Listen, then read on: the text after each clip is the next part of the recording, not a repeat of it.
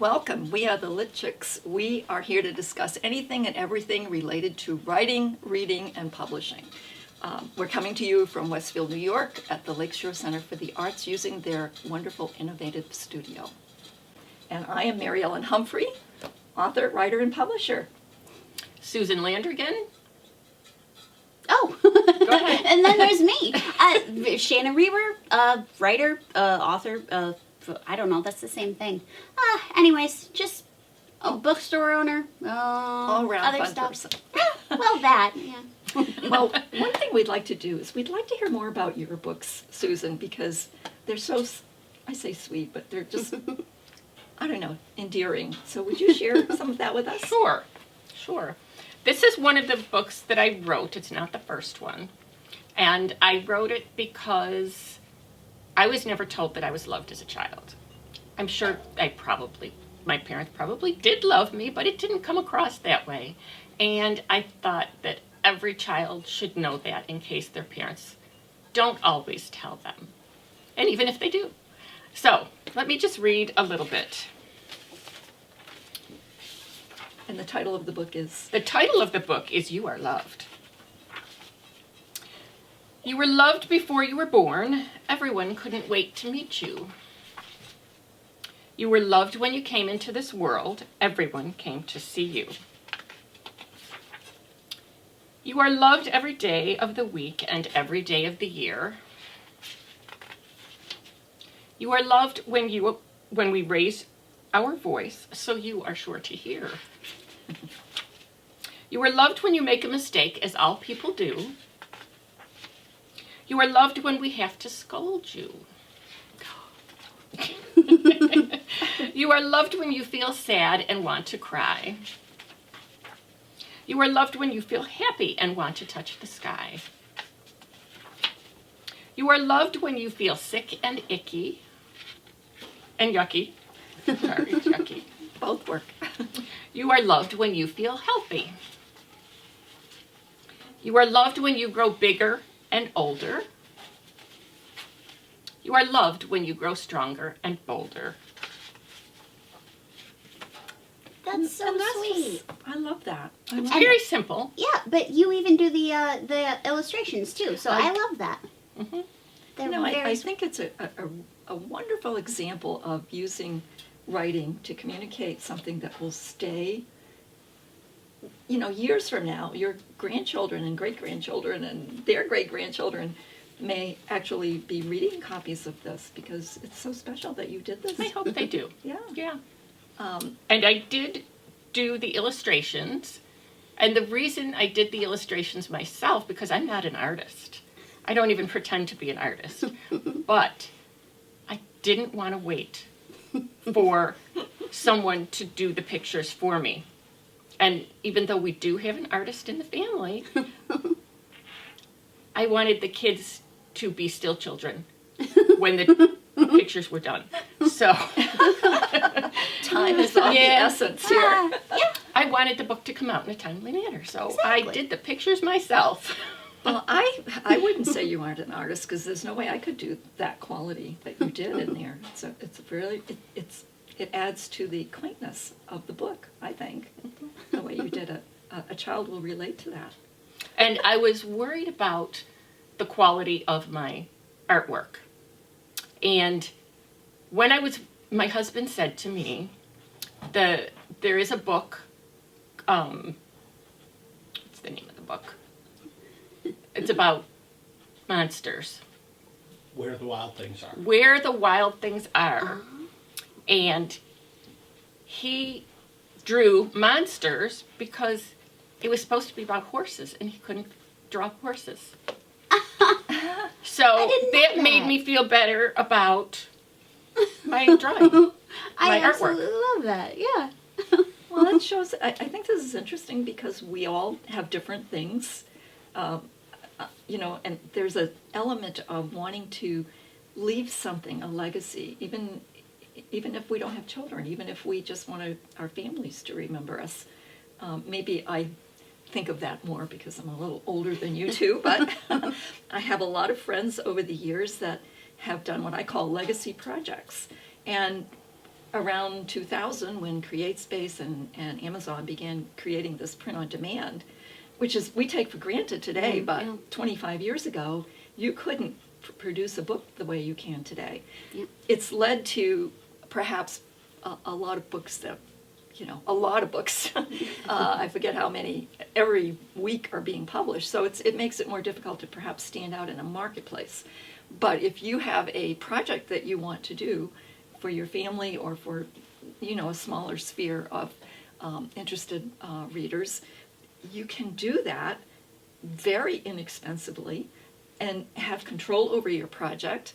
I brought a couple of samples, but I brought a book that was done in 2004 by a friend of mine named Barbara, and she called it My Stories by Barbara Gray, and she had, over the years in our writers group, she had written wonderful stories about her life with her husband and her children and all this, and she said to me, Mary, I want to put this into a book that I can leave for my children.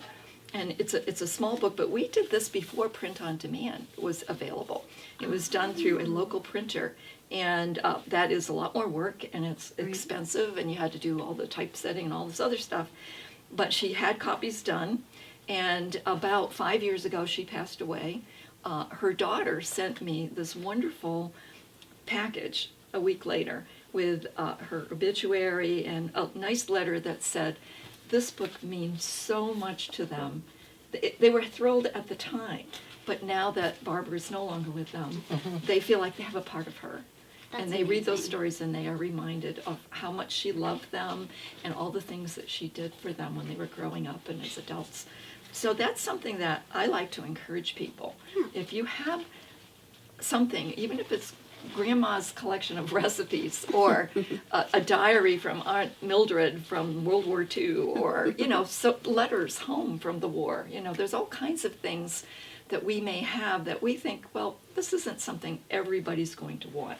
It's not a commercial product, but it's something that we can do today very easily. And we talk about that a lot in our writers group, to encourage people to do their stories, and we've actually done some of our writer friends who are older who want to leave their stories. So I just kind of wanted to insert that today because I think it kind of goes along with how you were motivated to do your stories for your grandchildren. Grandchildren, yes, Yeah. because they lived states away from me. Yeah. So I didn't Yeah. see them all the time, and I just wanted to let them know that I was thinking of them, even though I wasn't there. That's amazing. So. Yeah. I really love that. That's my thing. I love it. And if you write something for your family, like those family stories, even if your family, they're busy, they might not read it right away. Exactly. But Right. one day, they will cherish it, I think. They do, absolutely, they do. They do. I think that's the kind of one of the purposes that we have as writers. We want to share something that we're thinking, and we, even with fiction, I think we do that to a certain extent. Maybe not every writer, but part of me does. So, That's not the way I write at all. I don't write stories I know. It all just comes out of nowhere. Just random. Yeah, I don't put people I know into books very often. and just to refresh our memories, didn't you just launch a new series?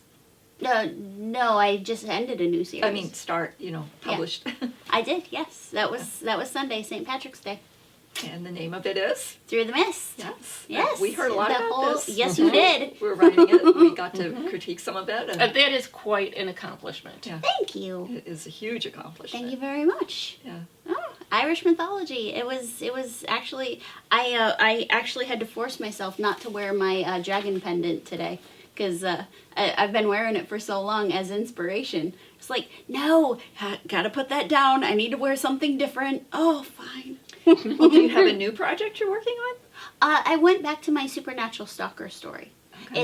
It's on Kindle Vella, and 30 days after I have the last episode loaded onto Kindle Vella, I can publish it as an ebook. Okay, Publish it, yeah. Can you explain for folks what Kindle Vella is? Okay, it's It's like oh shoot, I think it's called Wattpad. That was where I first got the idea for it. Well, that's where Amazon got the idea for it. So it's just little snippets of a story. So it's between, I believe, 600 and 2,000 words. Correct, yeah. So you put that up, and then the first 3 episodes are free, and then you pay for the tokens to get the rest of the story. And the tokens are like 200 tokens are like $1.99 or something like that. And you can probably read a full-size book for like $5, if even that. But I mean, it's a nice way for people who don't have time to read to still be able to read. So if I'm not mistaken, it's a kind of serialized Yes. publication, so you might have a chapter Yes. at a time that you put out there. A section. A Yeah. section. Yeah. And, it's interesting because I believe Stephen King did that with one of his books I think so, years yeah. ago. Yeah, yeah. As a kind of a Yeah. test. Of course, we're. We're not exactly Stephen King. Yeah. Not exactly. No, well, Maybe I mean- someday. not yet. Maybe Susan King or something. Stephen King's an interesting guy because he is from Maine, as I am. hey, We're very hey. close in age, and his growing up experience was very similar to mine, moving Oh, around and okay. all this kind of stuff. And so I find him fascinating. I find his whole genre interesting. It's not necessarily mine, but anyway, it is interesting that you kind of have to be true to yourself, and I Right. think he is. Yeah. Not everybody's going to love everybody's kind of writing. Right, I right. think you are. I think you are very true to yourself. You write books that you really feel. Actually, so am I. Yes, you are. I don't write books that maybe everyone else would read. Exactly. Or write, but it's what is true to my inner writer's author's. I don't think you could be a good writer if you didn't write what you liked. I think you are correct. Authentic, Yes. right? Right. Yes. Yes. It's very interesting because on the written page you can be whoever you want to be. That's true. And as the narrator, the writer, your characters, you can create a whole world the way you want it instead of the way it might Exactly. be. Exactly. Interesting. There's actually a TikTok thing where somebody is reading a book and they like lay back and they're transported into this world, and it's one of my favorite videos because it then slips over to another person who's reading a book and they're trying to get themselves to go into the book. It's adorable. I absolutely that. love it. Yeah. I Trying like, to smash themselves into it. I like that. I like that image in your brain. You Yeah. know, it's like, oh, I like that. That's Mhm, pretty exactly. Get transported into another world, even if you just have 5 minutes to read a chapter, Exactly. and then you can pick it up later and then go back into it. Exactly. Precisely. You don't have to read a whole book all at once. I can't sit still that long. We're all This is different. why audiobooks. We're all This is different. why I do audiobooks, because I can still I can do whatever I want to do while I'm listening to a book. Well, I want to hear the word of the day. Ooh. Do we have a word of the day? We do have a word of the day, and we just had St. Patrick's Day, so this goes sort of back to St. Patrick's Day. And the word of the day is blarney. Blarney is false but charming talk. Oh, I love that. False but charming. So it isn't feeling so bad that it's false. It makes people feel good usually, doesn't it? Like I would say. like a made up story. Well, Is blarney, right? I think you're right. Yes. So I write blarney. I used it in a sentence. Now it's your turn. I don't know. I'll do it later. I hear a lot of blarney in my life. That a is lot, true. a That is lot. true. And I try to hang on to the good part of it.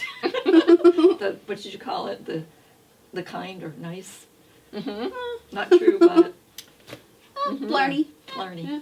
There you go. Fiction. Well, Fiction is blarney. blarney. Okay, we're gonna play with this word. We're gonna keep repeating it. I think we are. Yeah. Well, I want to say I had a good time. I always do with you too. And I want to thank everyone for spending time with us today. and welcome your feedback, your questions. If you want to talk to us, send us some information. We'll hear your suggestions. We will be back again next week with another exciting episode of the Lit Chicks. Yes. And again, Exciting. Oh. in the meantime, for all of you, happy writing And don't forget to use the word of the day. and all that learning.